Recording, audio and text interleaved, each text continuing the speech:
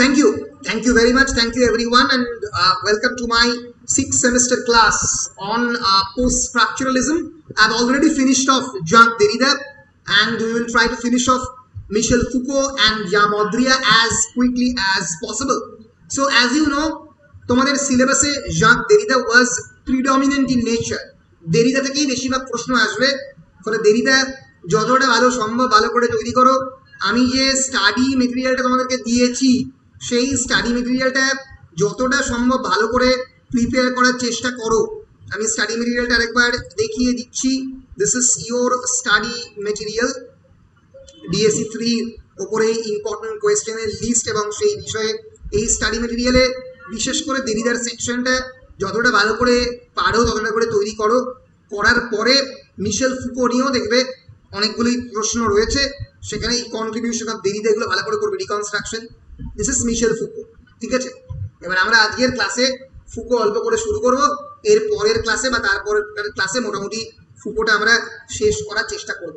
তো যাই হোক, লেট আস স্টার্ট মিশেল ফুকো। আজকে আমরা কে ফুকো এবং ফুকোর যে থিঙ্কিং সিস্টেম সেটা নিয়ে একটু করে ভালো করে একটু মানে তার দিকে তাকাবার চেষ্টা করব। আগেই বলে দিই, মিশেল Foucault is a French philosopher. He is a thinker with a different mind. একটা অন্য ধরনের চিন্তা ভাবনার তার মন ছিল, যে মনটা তাকে একটা ডিফারেন্ট থিঙ্কারে ট্রান্সফর্ম করেছিল। ওকে, সো সেই মনটাকে আমরা একটু জানার চেষ্টা করব।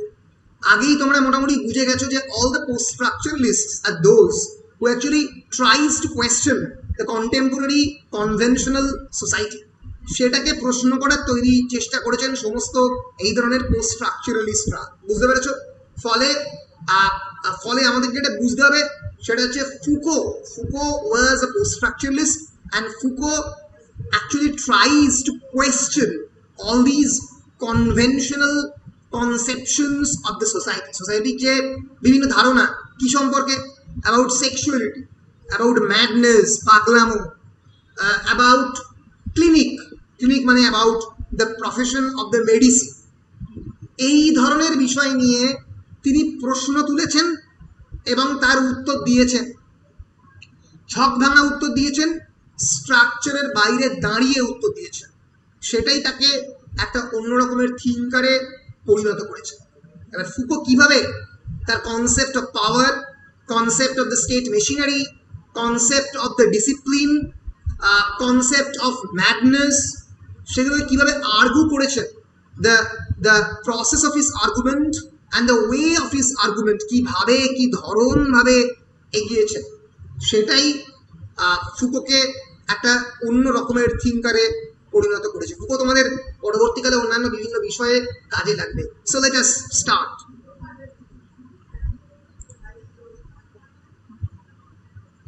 This is Foucault, Michel Foucault, from 1926 to 1984. He was a French philosopher, a professor of the history of the ideas, writer, political activist, and literary critic. Foucault বিভিন্ন বিষয় নিয়ে আলোচনা করেছেন। সেই বিষয়গুলো এখন বলে নেওয়ার পরে আমি যখন বইগুলোতে যাব তখন বিষয়গুলো কেন ভালোভাবে বলতে পারবো। Foucault's theories primarily address the relationship between power and knowledge. What is power? Anybody who have any idea what is power? Anyone? Sir, power ক্ষমতা, যেটা ক্ষমতা কোনো কিছুর প্রতি একটা শক্তি বা সামর্থ্য, এই ধরনের যার দ্বারা আমি কোনো কিছু অ্যাচিভ করতে পারি। রাইট, যার দ্বারা তুমি কিছু আর মানে শিক্ষার ক্ষেত্রে পাওয়ার হচ্ছে নলেজ, আমি নলেজের দ্বারা অ্যাচিভ করতে পারবো। Very good, very good. Power হতে পারে। আর বলো, আজকে যেটার দ্বারা আমি কিছু এখানে মানে পলিটিক্যাল সায়েন্সের রিসার্চে পড়েছিলাম, পাওয়ার মানে হচ্ছে কিছু ডমিনেট করা, মানে আমি কিছু যেটার দ্বারা সেই যুদ্ধের যে নীতিসমূহ সেগুলো এক প্রকার পাওয়ারের মধ্যে। স্যার, যুদ্ধের মধ্যে যে নীতি, যেমন অস্ত্র ঠিক মতো theory of the just war, মানে ওয়ারের মধ্যে যে বেসিক এথিক্স থাকে তাহলে স্যার ইনে ওয়ান ওয়ার্ড তো এটাই দাঁড়ালো যে যার দ্বারা আমি আমার কোনো কিছুকে অ্যাচিভ করতে পারবো, আমার গোলটাকে আমি মানে পূরণ করতে পারবো, রাইট? সেটা তো অবশ্যই পাওয়ারের মধ্যে পড়ছে। So power, the concept of the power is very much abstract. মানে পাওয়ারকে আমরা কখনো বলতে পারি না যে 5 কিলো পাওয়ার বা 10 কিলো পাওয়ার বা 15 কুইন্টাল পাওয়ার বলা যায়। পাওয়ারের কনসেপ্ট প্রথমেই হচ্ছে অ্যাবস্ট্রাক্ট, এটাকে আনকোয়ান্টিফায়েবল, ইমমেজারেবল, চট করে মেজার করা যায় না। And power is very much connected with the concept of the politics. রাজনীতির সঙ্গে পাওয়ার জড়িত। And power is not at all limited to a state power. পাওয়ার মানে কি কেবলমাত্র রাষ্ট্রীয় ক্ষমতা তা নয়। পাওয়ারের কনসেপ্টটা খুব ইউনিক, এবং পাওয়ার ফুকো যে পাওয়ারের কনসেপ্ট দিয়ে বলার চেষ্টা করেন, তিনি বলেন যে power, basically power is the capacity of an individual to influence the actions, beliefs or conduct of the authors, and the term authority is often used for পাওয়ার।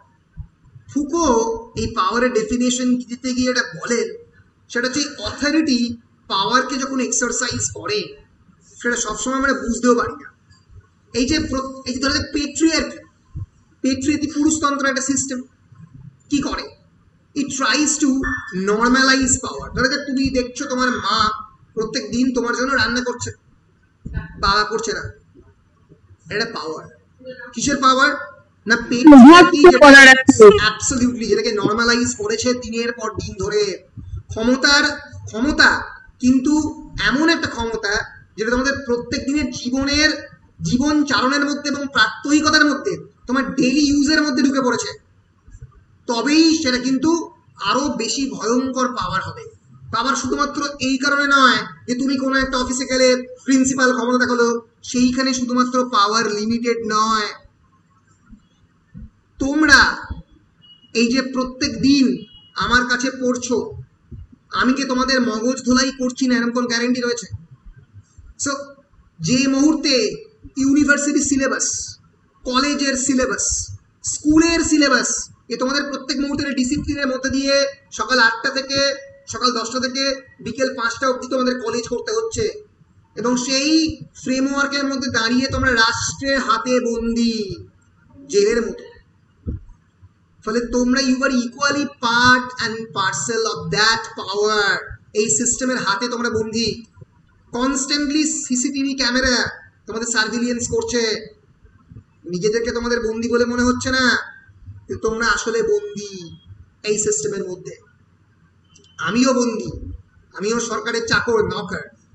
ফলে ফুকো প্রথমবার যে পলিটিক্সটাকে আনরাইভেল করলো, সেটা হচ্ছে the concept of the abstract power, যেটাকে তোমার আপাত দৃষ্টিতে পাওয়ার বলে মনে হচ্ছে না, কিন্তু তোমাকে প্রত্যেক দিন ভয়ঙ্কর ভাবে যেটা প্রভাবিত করছে, দ্যাট ইজ পাওয়ার। আমি এই ডেফিনেশন পরে আরো রিলেটিভলি আরো কমপ্লেক্স ওয়েতে দেব। আমি আগে বেসিক কনসেপ্টগুলো আজকে আলোচনা করছি, করে কয়েকটা ফুকোর বেসিক বইয়ের নাম বলে আজকের ক্লাস মোটামুটি বেসিক ফাউন্ডেশনটা তৈরি করে শেষ করব।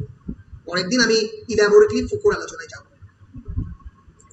So concept of the power is very much connected with knowledge. Why? Because knowledge is power and power is knowledge, and knowledge can completely change you.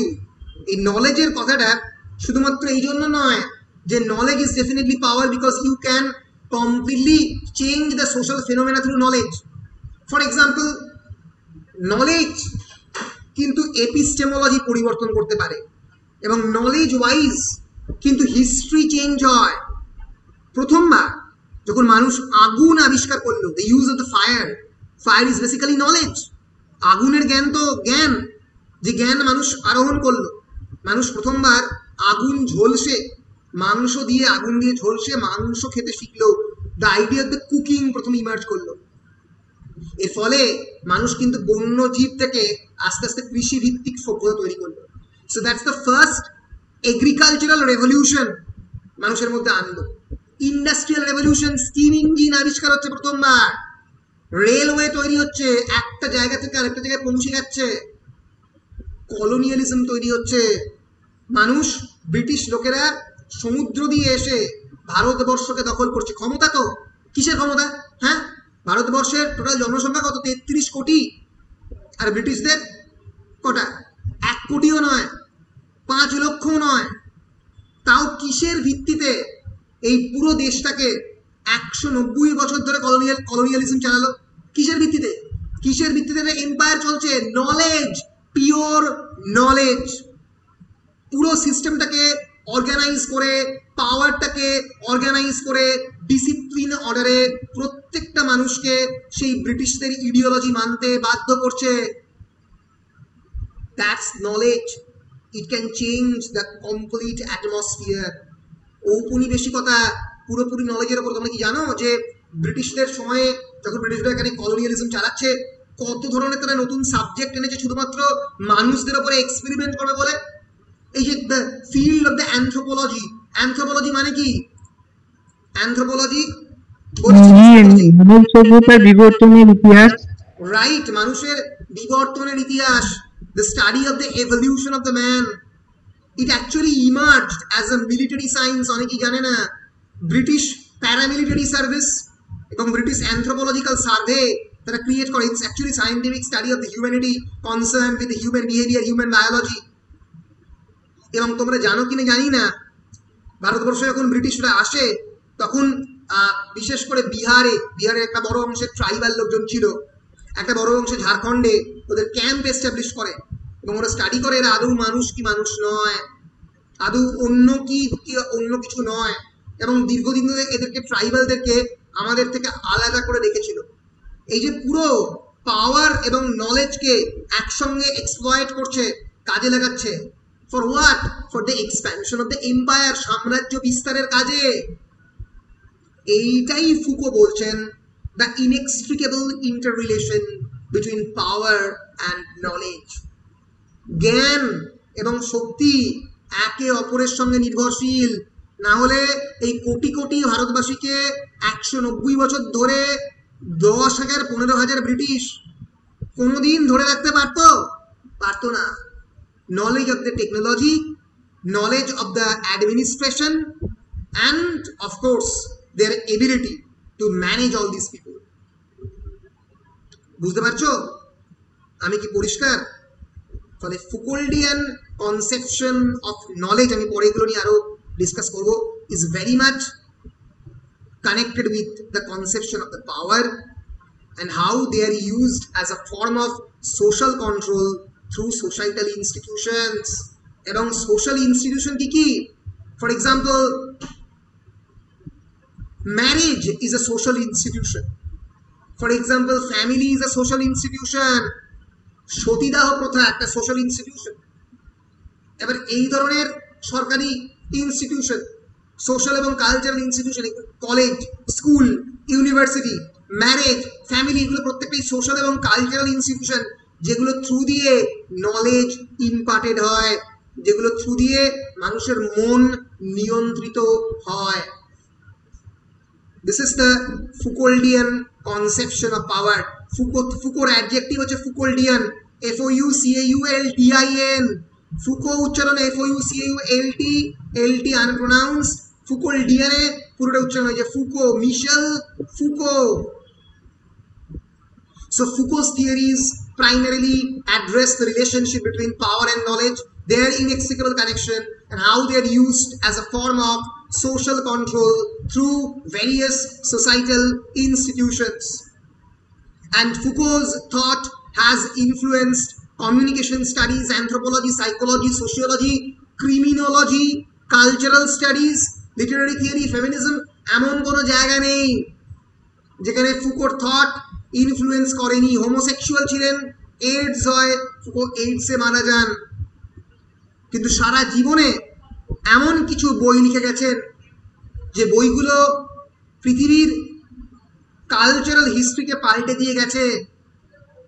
তার doctoral thesis the history of the madness বা madness and civilization 1961 এ published হয়। এই বইটা আমরা পড়বো, madness and civilization, a history of insanity in the age of reason. বিখ্যাত বই মেডিসিন নিয়ে, the birth of the clinic, an archaeology of medical perception, archaeology মানে হচ্ছে দ্য হিস্ট্রি, এই যে বিবর্তনটা, ইতিহাস, তাই নিয়ে লিখেছেন বিখ্যাত বই the order of things and archaeology of the human sciences, human সায়েন্সের ডেভেলপমেন্ট। আমার খুবই প্রিয় বই discipline and punish 1975, the birth of the prison,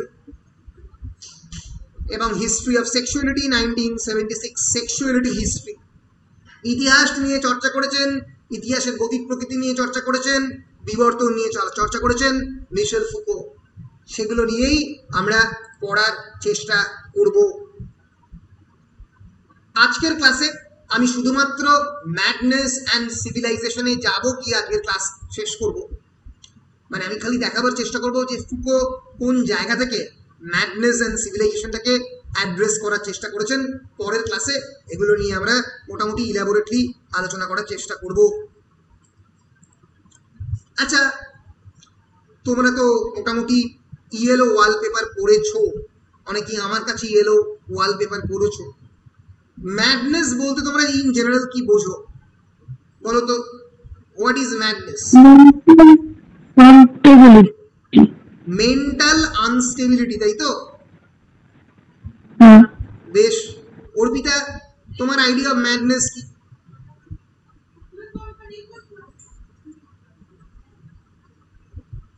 Arpita, হ্যাঁ স্যার, তোমার ম্যাডনেস এর আইডিয়া বলো।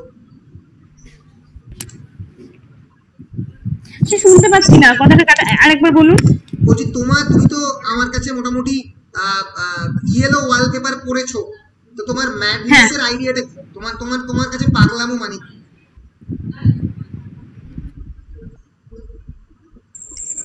স্যার এক ধরনের মেন্টাল ডিসঅর্ডার। না, মেন্টাল ডিসঅর্ডার না, আমার মনে হয় সে মেন্টাল ডিসঅর্ডারের থেকেও মানসিক অস্থিরতা। কারণ সবসময় যে মেন্টালি ডিসঅর্ডারের জন্য পাগলাম হবে তার কি কোনো মানে আছে? ঠিক ঠিক ঠিক। ফুকো যে বিষয়টা নিয়ে প্রথমবার প্রশ্ন তুললো, সেটা যে কে পাগল আর কে পাগল নয় সেটা কে ঠিক করে? সোসাইটি। সোসাইটি যে মেন্টাল ইনস্টেবিলিটি তার ডেফিনেশন দেয়। ফলে যে মুহূর্তে সোসাইটির মনে হতে পারে যে আমার অর্পিতাকে প্রয়োজন নেই, অর্পিতার যে এই নর্মাল অর্ডার তাকে হ্যাম্পার করছে, তার বিপক্ষে যাচ্ছে, সেই মুহূর্তে সোসাইটি তাকে পাগল বলে ঘোষণা করতে পারে। ফলে it's actually a form of social segregation and marginalization which can also be used as a social and political weapon by those who are in power. যারা ক্ষমতায় রয়েছে, ক্ষমতা ম্যাডনেসের ডেফিনেশন ঠিক করে, কারা পাগল আর কারা পাগল নয় তার ডেফিনেশন সমাজ ঠিক করে। এর ফলে যেটা ঘটে সেটা হচ্ছে those who are so called non normal people, তাদেরকে মার্জিনালাইজ করার একটা প্রচেষ্টা এই ম্যাডনেস হতে পারে। হ্যাঁ, কিছু বলছিলে, বলো।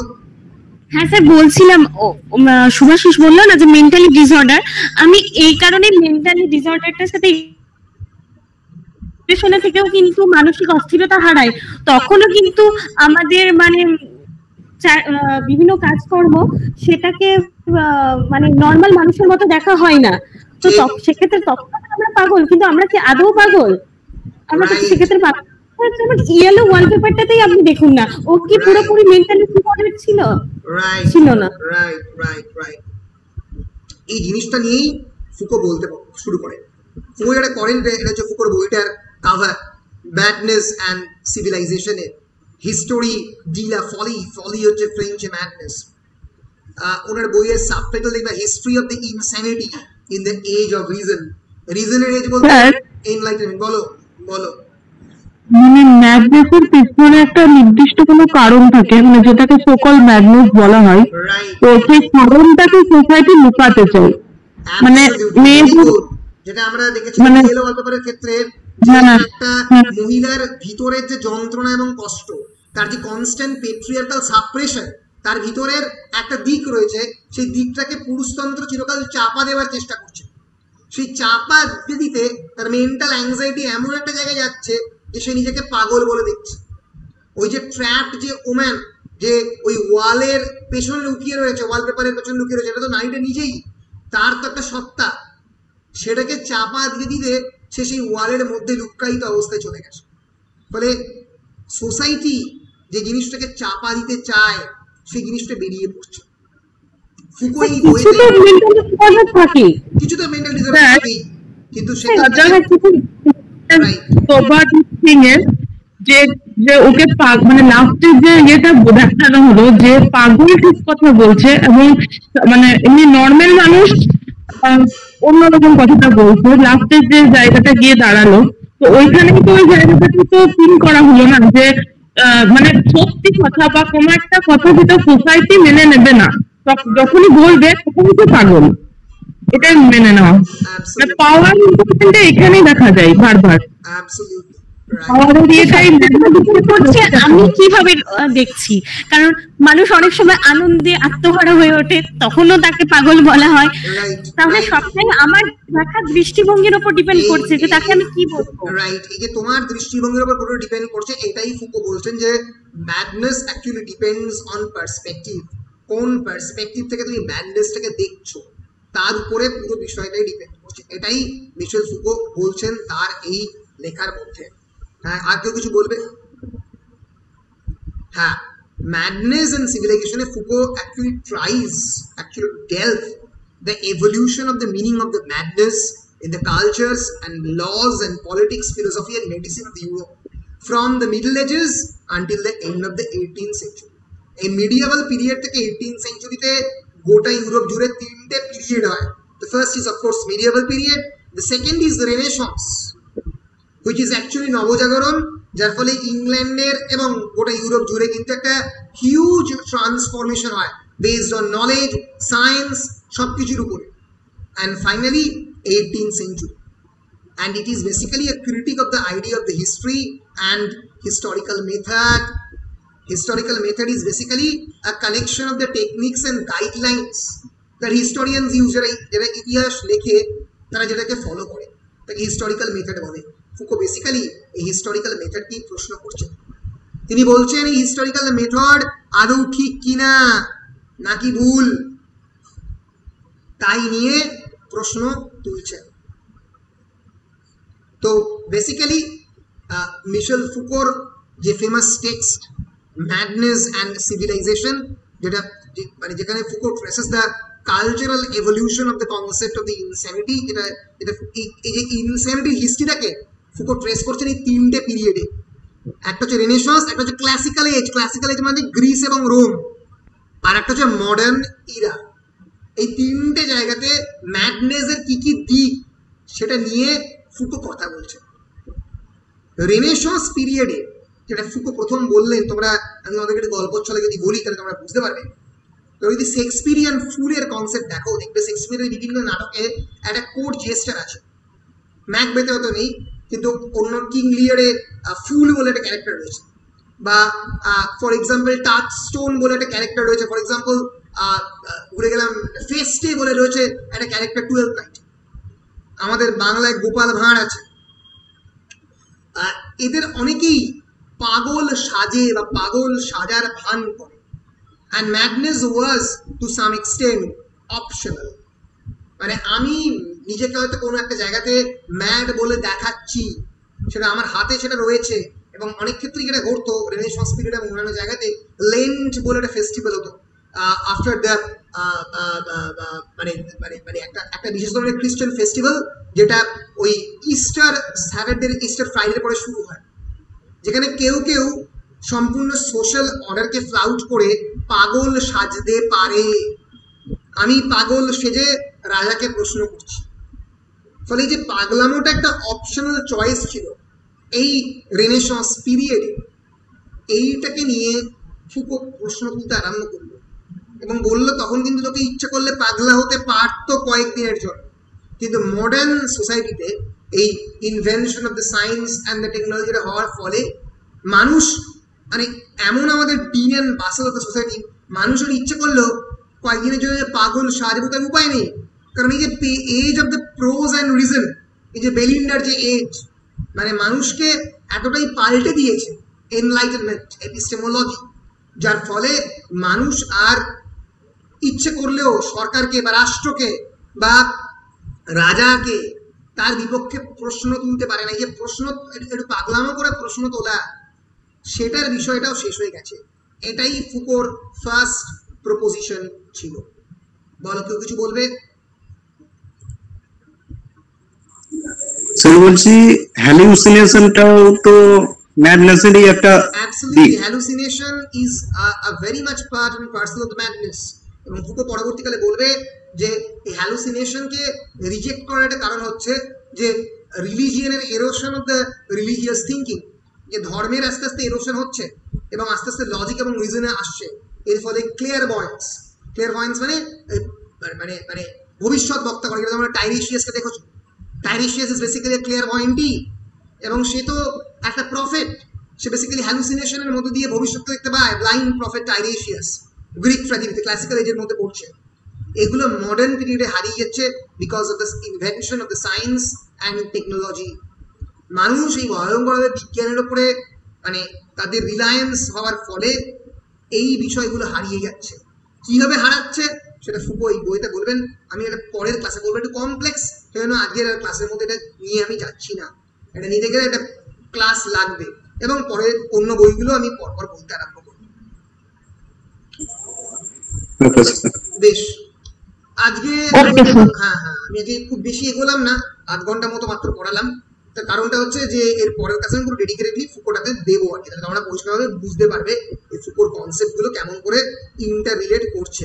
করে ফুকোটাকে শেষ করবো দুটো ক্লাস, ঠিক আছে? ঠিক আছে। ফেনোমেনা মানে কি একবার বলে দেন না? আরেকবার বলো অর্পিতা।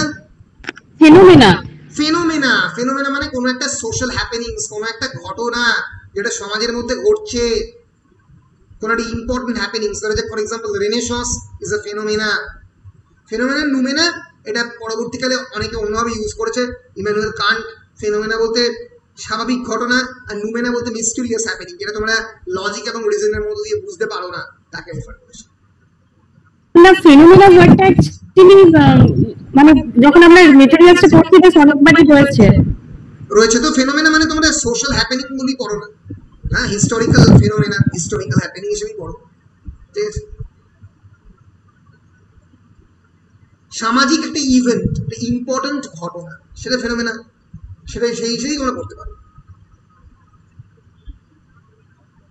Okay sir. বেশ,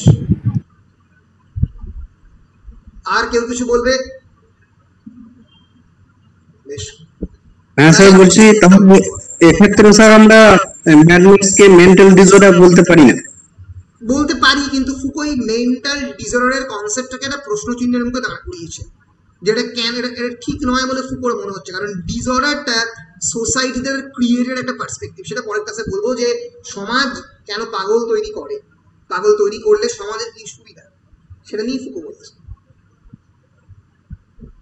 এরা সবাই এই সমস্ত পোস্ট স্ট্রাকচারালিস্টরা, এরা কিন্তু তোমাদেরকে মাথায় রাখতে হবে, তোমাদের যে সোসাইটির নির্দিষ্ট ডেফিনেশন পাগলামোর, লেখার, ঈশ্বরের, ভগবানের, তার বিপক্ষে গেছে। এরা প্রত্যেকেই ফিলোসফার, এরা এগেনস্ট দ্য গ্রেন গেছে। তোমাদের যে কনভেনশনাল কনসেপ্ট অফ সেক্সুয়ালিটি তার বিপক্ষে গেছে, তোমাদের যে তার বিপক্ষে গেছে। স্যার আমাদের মতের এগেইনস্টে গেলেই তো তাকেই তো আমাদেরকে পাগল মনে হতে পারে। কি তোমরা পাগল বলবো? ফুকো এইভাবেই পুরো জিনিসটা করছে। অ্যাকচুয়ালি আমাদের খালি চোখে সেটাই, খালি চোখে দেখলে আমাদেরকে এদের অন্যরকম মনে হয়। রাইট। আমরা যদি সত্যি, আমি বলছি যদি আমার এরকম কিছু হতো যে আমরা যখন নিজেদের সঙ্গে নিজেরা কথা বলছি, বা যখন আমরা নিজেদের সঙ্গে একান্তই নিজেরা কথা বলছি, অন্যরা কেউ শুনতে পাচ্ছে না, নিজেদের মনের মধ্যে কথা বলছি, সেটা যদি আমরা অন্য মানুষ হয়ে শুনতাম, আমরা কিন্তু নিজেদেরকেই পাগল বলে মনে হতো নাকি? স্যার অনেকে কিন্তু এই বলার প্র্যাকটিসটা থাকে, নিজেরা নিজেদের সাথে কথা বলা, স্যার সত্যি থাকে, আমি শুনেছি। ইনফ্যাক্ট আমাদের সেটা মনে হয় যে পাগলামো, কিন্তু এটা অ্যাকচুয়ালি পাগলামো না, তার নিজের কিছুটা সমস্যা নিজের সাথেই কাটাচ্ছে। অ্যাবসলিউটলি, আমি একদম কিন্তু লোকজন এটাকে পাগলামো বলে মনে করতে পারে। বেশ, সো থ্যাংক ইউ। বলে না পাগল বলে, আমি তো পাগল নই। হ্যাঁ, তুমি যাকে পাগল বলো সে কি আদৌ পাগল? এটাই ওই প্রশ্নটা তুলতে চাইছি। তো সেটা নিয়েই আমরা পরের ক্লাসে গুলোতে আলোচনা করার চেষ্টা করবো। মিশন ফুকোর madness, conception of the power, এই বিষয়গুলো নিয়ে আলোচনা করবো। সো আমি রেকর্ড